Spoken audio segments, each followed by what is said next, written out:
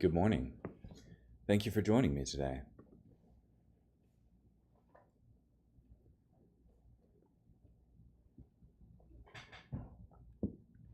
This morning we'll be in Exodus chapter 32, verse 1, through chapter 33, verse 23.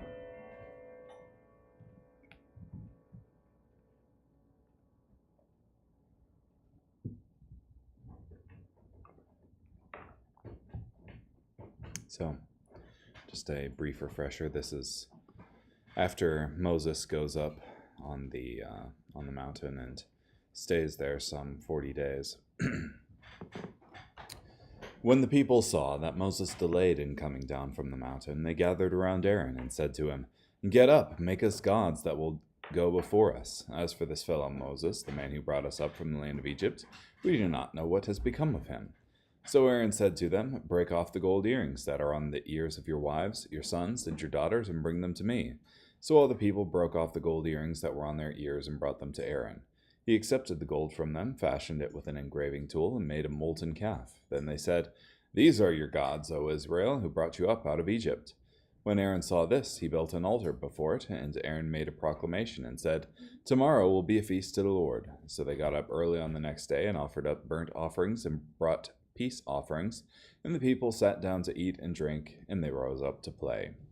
The Lord spoke to Moses, "Go quickly, descend, because your people, whom you brought up from the land of Egypt, have acted corruptly. They have quickly turned aside from the way that I commanded them. They have made for themselves a molten calf, and have bowed down to it, and sacrificed to it, and said, 'These are your gods, O Israel, which brought you up from the land of Egypt.' Then the Lord said to Moses, "I have seen this people. Look what a stiff-necked people they are. So now leave me alone, so that my anger can burn against them, and I can destroy them, and I will make from you a great nation."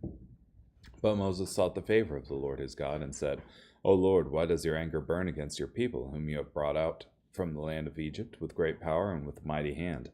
Why should the Egyptians say, 'For evil he led them out to kill them in the mountains, and to destroy them from the face of the earth'?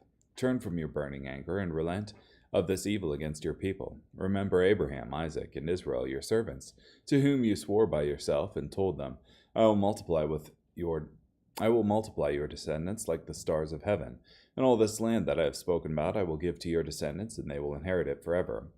Then the Lord relented over the evil that he had said he would do to his people. Moses turned and went down from the mountain with the 2 tablets of the testimony in his hands. The tablets were written on both sides. They were written on the front and on the back. Now the tablets were the work of God, and the writing was the writing of God, engraved on the tablets. When Joshua heard the noise of the people as they shouted, he said to Moses, "It is the sound of war in the camp." Moses said, "It is not the sound of those who shout for victory, nor is it the sound of those who cry because they are overcome, but the sound of singing I hear." When he approached the camp and saw the calf and the dancing, Moses became extremely angry.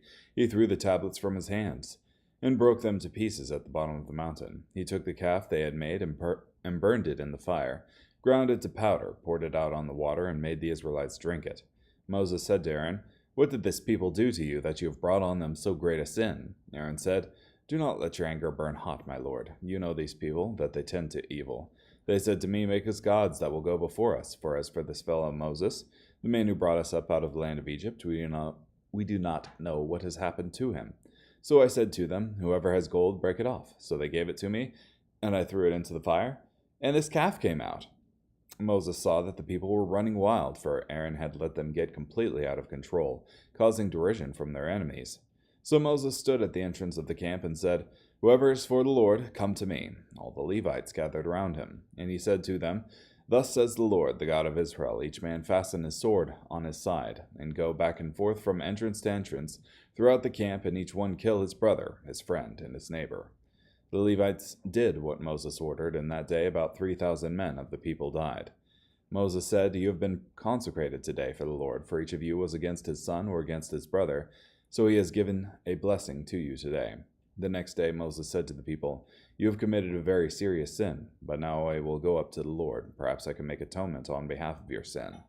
So Moses returned to the Lord and said, "Alas, this people has committed a very serious sin, and they have made for themselves gods of gold. But now if you will forgive their sin, but if not, wipe me out from your book that you have written." The Lord said to Moses, Whoever has sinned against me, that person I will wipe out of my book. So now go, lead the people to the place I have spoken to you about. See, my angel will go before you, but on the day that I punish, I will indeed punish them for their sin." And the Lord sent a plague on the people because they had made the calf, the one Aaron had made. The Lord said to Moses, "Go up from here, you and the people whom you brought up out of the land of Egypt, to the land I promised on oath to Abraham, to Isaac, and to Jacob, saying, I will give it to your descendants. I will send an angel before you, and I will drive out the Canaanite, the Amorite, the Hittite, the Perizzite, the Hivite, and the Jebusite. Go up to a land flowing with milk and honey. But I will not go up among you, for you are stiff-necked people, and I might destroy you on the way." When the people heard this troubling word, they mourned. No one put on his ornaments. For the Lord had said to Moses, "Tell the Israelites, you are a stiff-necked people. If I went up among you for a moment, I might destroy you. Now take off your ornaments, that I may know what I should do to you." So the Israelites stripped off their ornaments by Mount Horeb. Moses took the tent and pitched it outside the camp, at a good distance from the camp, and he called it the tent of meeting. Anyone seeking the Lord would go out to the tent of meeting that was outside the camp. And when Moses went out to the tent, all the people would get up and stand at the entrance to their tents and watch Moses until he entered the tent. And whenever Moses entered the tent, the pillar of cloud would descend and stand at the entrance of the tent, and the Lord would speak with Moses. When all the people would see the pillar of cloud standing at the entrance of the tent, all the people, each one at the entrance of his own tent, would rise and worship. The Lord would speak to Moses face to face, the way a person speaks to a friend. Then Moses would return to the camp, but his servant, Joshua, son of Nun, a young man, did not leave the tent.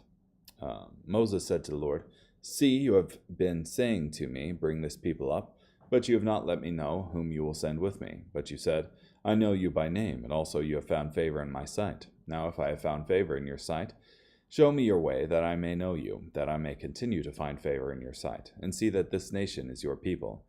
And the Lord said, "My presence will go with you, and I will give you rest." And Moses said to him, "If your presence does not go with us, do not take us up from here. For how will it be known then that I have found favor in your sight, I and your people?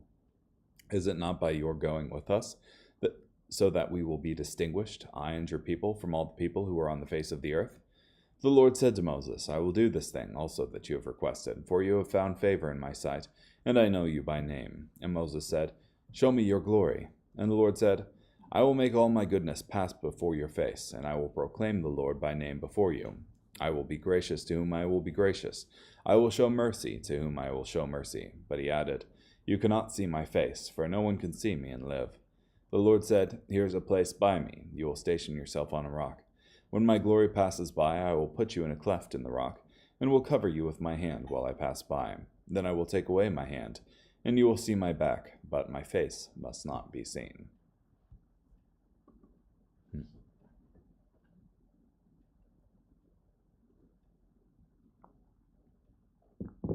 Wild.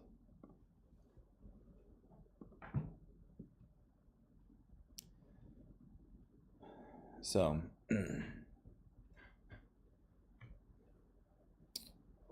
they come to Mount Horeb. Moses and Aaron and the elders of Israel see God at the face of the mountain and eat with him. And there was something like a walkway of sapphire beneath their feet. Then Moses goes up on the mountain, and he's up there for 40 days and 40 nights, and during that time, God carves tablets of stone for Moses. And then, as Moses is descending from the mountain, he hears, well, God tells him that the people have left God and have decided to worship idols instead, and that's what happens in the base camp. Everybody went to eat and drink and then stood up to play. That is, I think this is pretty strongly saying that they engaged in fornication.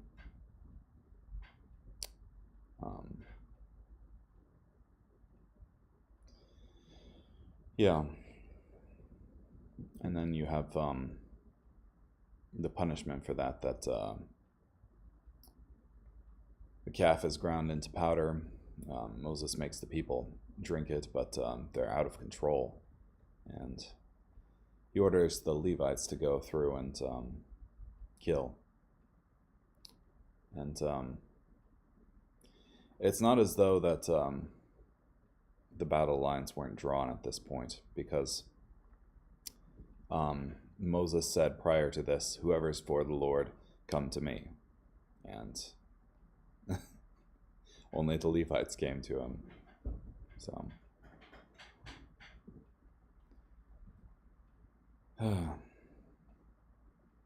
So, yeah. Anyone who wasn't with him wasn't for the Lord. And then there's this talk about the Lord not going up with them, and if he would go up with them, he would destroy them. And Moses wants them to come up with them. And Moses, well, prior to this, Moses, while Moses is up on the mountain with God,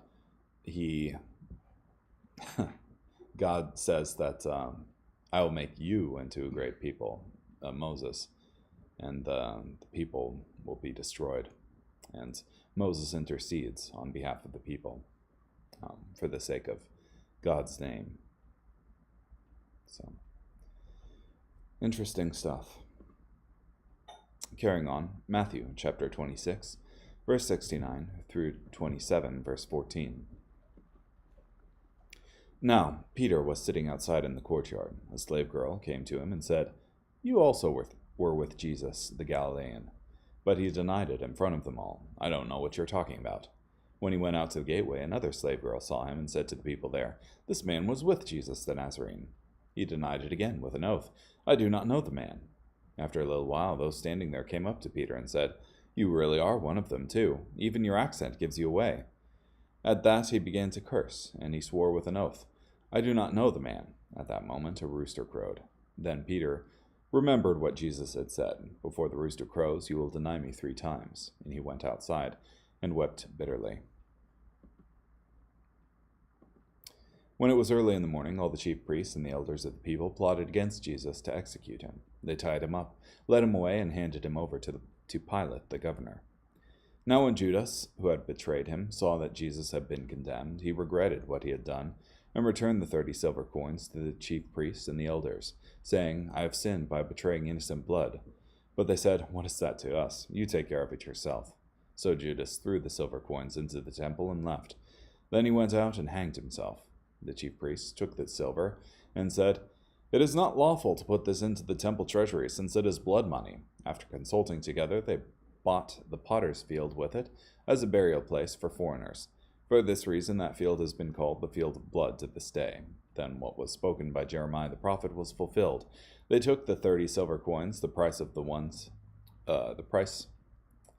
whose price had been set by the people of Israel, and they gave them for the potter's field, as the Lord commanded me. Then Jesus stood before the governor, and the governor asked him, "Are you the king of the Jews?" Jesus said, "You say so."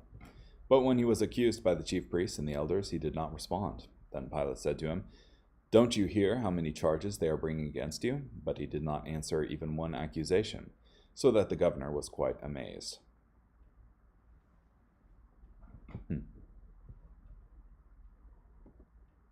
A couple things here. Yeah, just a reminder that Peter, along with the rest of the 12, said that they would never leave him, never leave Jesus. And Jesus said to Peter, "Before the rooster crows 3 times, you'll deny me." And so you have Peter out here in the courtyard observing the judgment of Jesus. And this slave girl and other people around the fireplace who were keeping warm say that he was one of the disciples of Jesus. But in 26:74, at that he began to curse, and he swore with an oath, "I do not know the man." Now, this isn't Peter cursing people out like we know it, but in Old Testament times, they would bring down a curse on themselves, and you can see this in people like Saul, who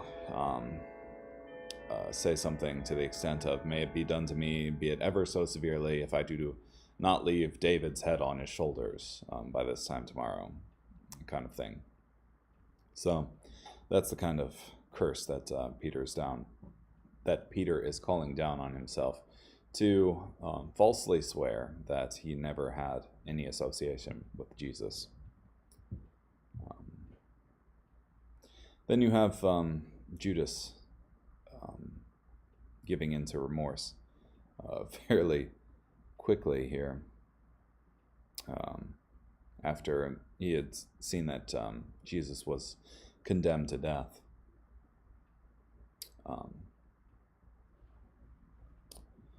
So he returns the silver coins and hangs himself. And the chief priests have this little gold nugget to say. They take the silver and say, "It is not lawful to put this into the temple treasury, since it is blood money." Yes, blood money that you paid to convict an innocent man.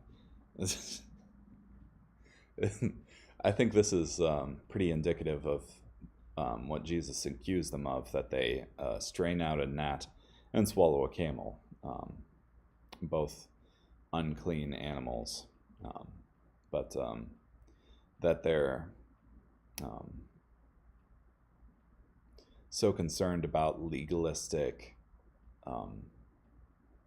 adherence to the law in regard to this money, and not to the actions that produce this money out of themselves. So, also, when Jesus responds to Pilate, "You say so," in 27:11, when asked, "Are you the king of the Jews?" it is an idiom that Jesus is using, which says, I can't remember exactly what it means, but it's close to "it is as you say," but even more so. So,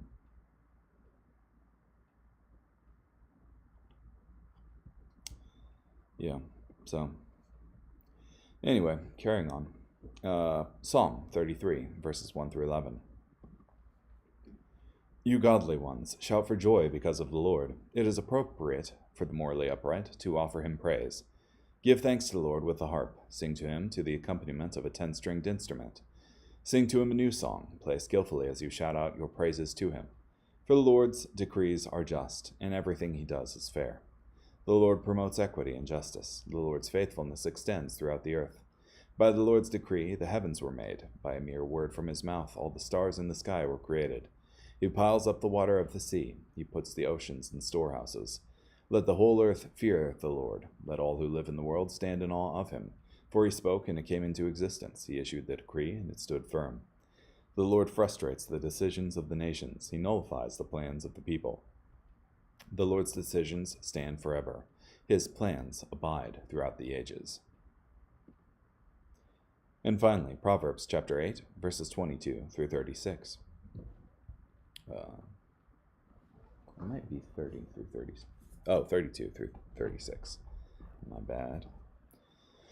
So now, children, listen to me. Blessed are those who keep my ways. Listen to my instructions so that you may be wise and do not neglect it. Blessed is the one who listens to me, watching at my doors, but day by day, waiting beside my doorway.